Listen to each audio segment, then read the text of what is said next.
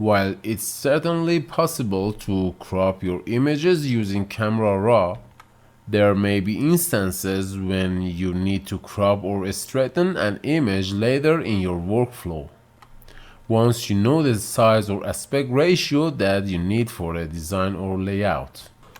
Let's take a moment and open up the paris.jpg and double clicking on it into Photoshop. Now we can select the crop tool from the toolbar or simply tap the C key. Photoshop places a crop marquee around the entire image. But when you first select the crop tool, instead of starting by adjusting the crop handles, you can simply click and drag inside of the image area in order to create your own crop. You can then use any of the handles to resize. If you hold down the Alt key, you can resize from the center, and you can reposition the crop by moving the image with the crop marquee. If you need to crop to specific aspect ratio, you can choose one of the aspect ratios from the list, or you can enter in your own aspect ratio. In order to flip the aspect ratio, we can click on the double-headed arrows or just tap on the X key. If I want to remove the aspect ratio, I can click clear. Now currently we can see the rule of thirds overlay on our image, but we can change that by selecting this grid. And if we prefer to see a grid, diagonal, triangle, golden ratio, or golden spiral, we can choose from any of these. And we can also tap the O key to cycle through them. Now by default this overlay is always going to show, but I prefer that it only shows when I have my mouse down. So I'm going to toggle on the auto show overlay.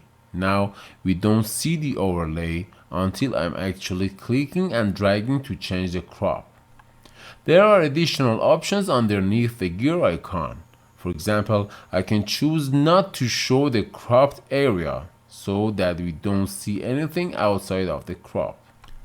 I'll enable that for now, and instead maybe just increase the opacity of the crop shield up to 85% so that it darkens down this area a bit more. Alright, I'll tap enter in order to dismiss that.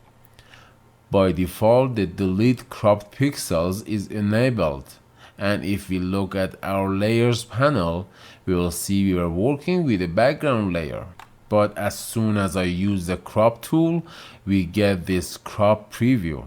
And if we apply this crop by clicking on that check mark, those pixels outside of the canvas area have now been deleted.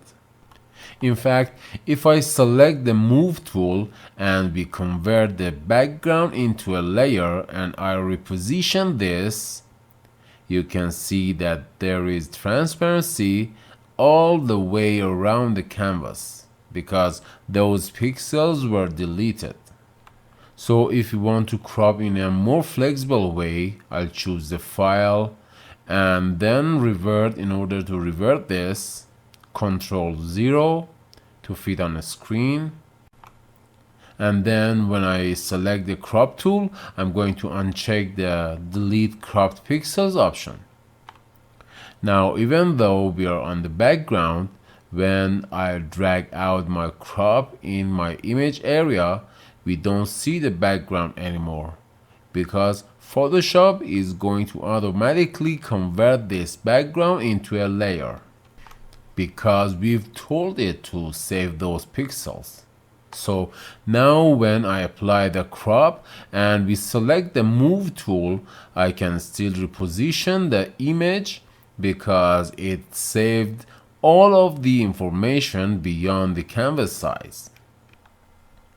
Now because I'm working with a layered file and because Photoshop is holding on to that additional information, Your file size will be larger than if you'd chosen to delete the crop pixels, but you have more flexibility.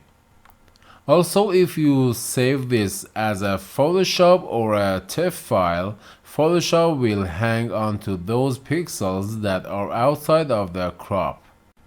If, however, you save as a JPEG or any other format that doesn't support layers, then you're going to lose those pixels outside of the canvas area. If I ever wanted to show the information outside of the canvas area, I could choose the image menu and then reveal all. And Photoshop will build the canvas or increase the canvas size to include all of that original image. I'll use Ctrl 0 to zoom out to fit on the screen. Alright, let's drag out another crop. And let's say that we've applied this crop. I don't have to use the check mark to do that. I can also tap enter or backspace or just select another tool or another layer. If I want to crop directly after having just cropped the image, you'll notice that we don't see the crop marquee, but as soon as I click in the image area, then I will see that crop marquee. So now I can go ahead and modify this. And if I ever wanted to reset the crop, I can click the first icon. To cancel the crop is the second. But for now, I'll go ahead and apply that. So there you have it. The crop tool makes it easier than ever to remove unwanted areas of the image while still preserving cropped information for flexible image editing. This is Saranvi channel, where you will learn every detail about photo and video editing. So subscribe my channel and like this video if you like it. Leave me a comment so I could get what else you want me to make just for you. Like always, I wish you the best and peace together.